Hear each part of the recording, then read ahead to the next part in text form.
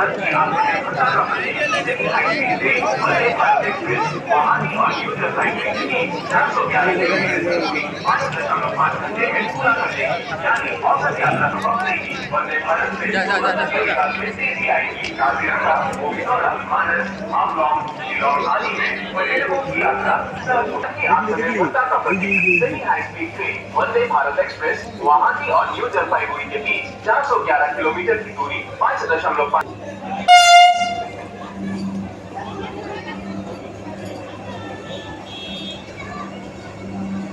Bye.